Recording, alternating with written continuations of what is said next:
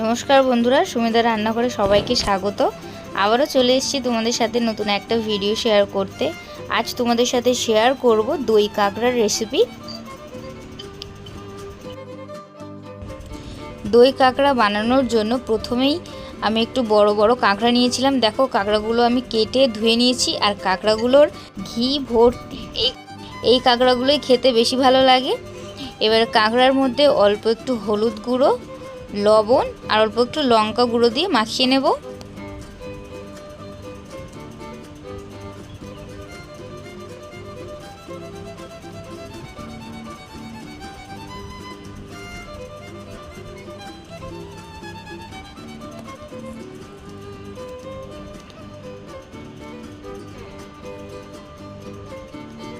কড়াইতে আমি আগেই একটু সাদা তেল দিয়ে গরম করতে দিয়েছিলাম।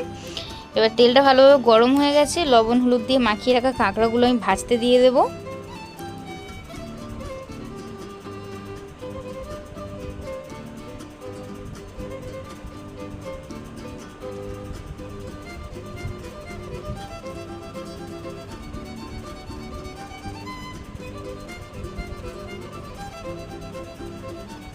কাঁকড়াগুলো একটু উল্টে পাল্টে হালকা লাল হয়ে এলে তুলে নেব।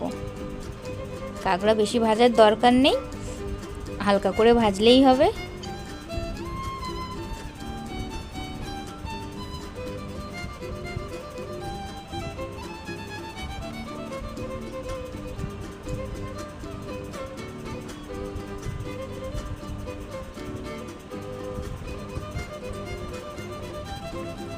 কাঁকড়াগুলো ভাজা কমপ্লিট। এবার কাঁকড়াগুলো তুলে নেব।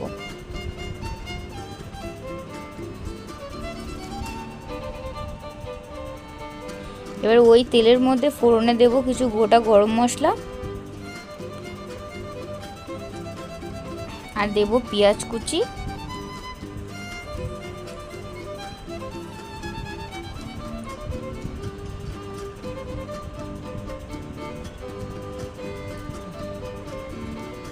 আর দেবো একটা টমেটো কুচি।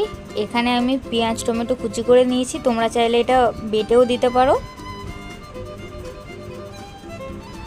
এবার দিচ্ছি আমি হাফ চামচের মতো আদা রসুন বাটা,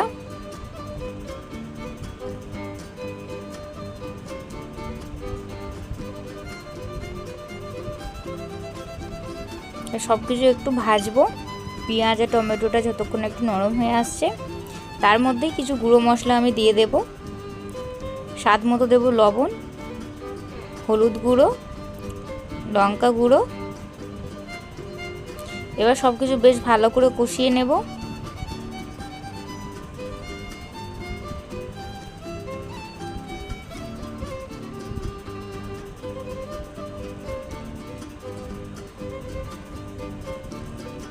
অল্প করে জল দিয়ে মশলাটা কষাবো।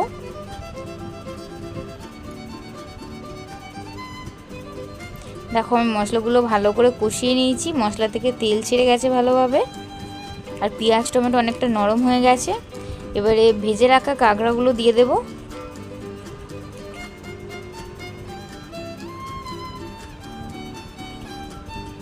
এবার মশলার সাথে কাঁকড়াটা 2 মিনিট আমি কষিয়ে নেব।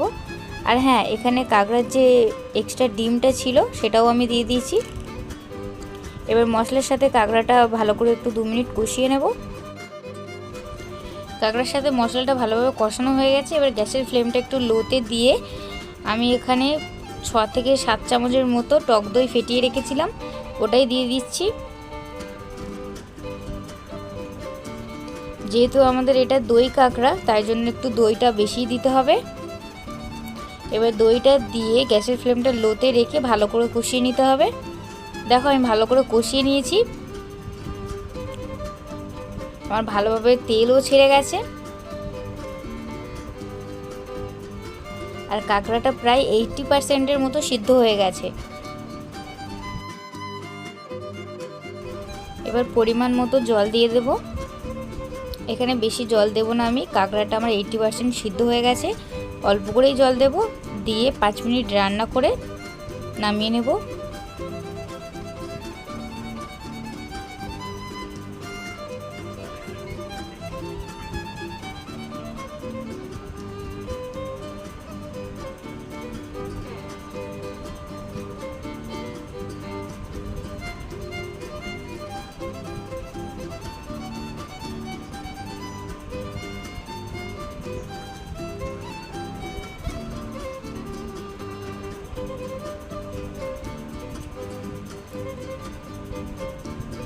কাঁকড়াগুলো আমার ভালোভাবে সিদ্ধ হয়ে গেছে। উপর থেকে একটু কাঁচা সরিষার তেল দিয়ে নামিয়ে নেব।